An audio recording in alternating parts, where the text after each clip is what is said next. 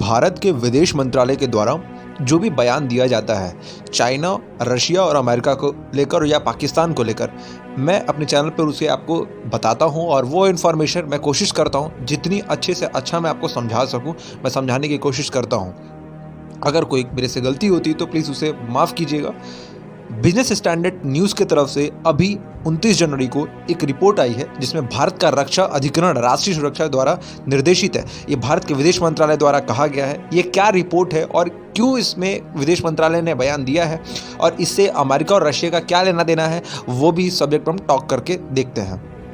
भारत एक स्वतंत्र विदेश नीति का अनुसरण करता है जो उसके रक्षा अधिकरण और आपूर्ति पर भी लागू होता है, जो उसके राष्ट्रीय हित द्वारा निर्देशित होता है। विदेश मंत्रालय भारत ने शुक्रवार को कहा है कि अमेरिका द्वारा रूस के साथ नई दिल्ली के S-400 मिसाइल सिस्टम सौदे पर चिंता व्यक्त करने के एक दिन बाद भारत के विदेश मंत्रालय के प्रवक्ता आद्रिम बागची ने ये कहा है कि भारत की अमेरिका के साथ एक व्यापक वैश्विक रणनीतिक साझेदारी है, लेकिन ये रूस के साथ एक विशेषाधिकार प्राप्त रणनीतिक साझेदारी साझा करता है। बागची जी ने ये बताया है कि अमेरिकी विदेश विभाग की उस टिप्पणी के बारे में पूछा गया सवाल का जवाब दे रहे थे जिसमें कहा गया कि रूस भारत को S-400 वायु रक्षा मिसाइल प्रणाली बेच रहा है जो अस्थिर करने वाली भूमिका पर प्रकाश डालता है, जो मॉस्को क्षेत्र में और संभावित रूप से उसके आगे भी निभा रहा है।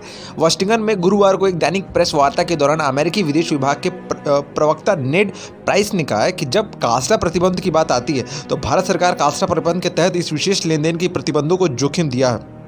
कास्टा एक सख्त अमेरिकी कानून है जिसे 2017 में लाया गया था और प्रशासन को उन देशों पर प्रतिबंध लगाने के लिए अधिकृत करता है जो रूस से प्रमुख रक्षा हार्डवेयर खरीदते हैं। हम मुद्दे के बारे में पूछे जाने पर सवाल में बागची जी ने, जो भारत के विदेश मंत्रालय के प्रवक्ता हैं, उन्होंने बताया है, एक संवाददाता ने जब उनसे ये बात पूछी तो उन्होंने कहा है कि हम एक स्वतंत्र विदेश नीति का अनुसरण करते हैं। यह हमारे राष्ट्रीय रक्षा अधिकरण और आपूर्ति पर भी लागू होता है जो हमारे राष्ट्रीय सुरक्षा हित द्वारा निर्देशित होता है। अक्टूबर 2018 में भारत ने तत्कालीन ट्रंप प्रशासन की चेतावनी के बावजूद भी S-400 सतह से हवा में मार करने वाली मिसाइल रक्षा प्रणाली की 5 इकाइयों को खरीदने के लिए रूस को $5 बिलियन के सौदे पर हस्ताक्षर किए थे। अनुबंध के साथ आगे बढ़ाने पर अमेरिकी प्रतिबंधों को आमंत्रित किया जा सकता था और साथ ही साथ जो भी भारत ने जोर देकर कहा है कि उसके फैसले उसके राष्ट्रीय सुरक्षा की रक्षा के लिए उसके राष्ट्रीय हितों पर आधारित है। अमेरिका ने सभी देशों से रूसी हथियार प्रणाली के लिए बड़े बड़े नए लेन देन से बचने का आग्रह किया है और प्राइस ने यह भी कहा है इसमें कि यूक्रेन को लेकर वाशिंगटन और मॉस्को के बीच बढ़ता तनाव।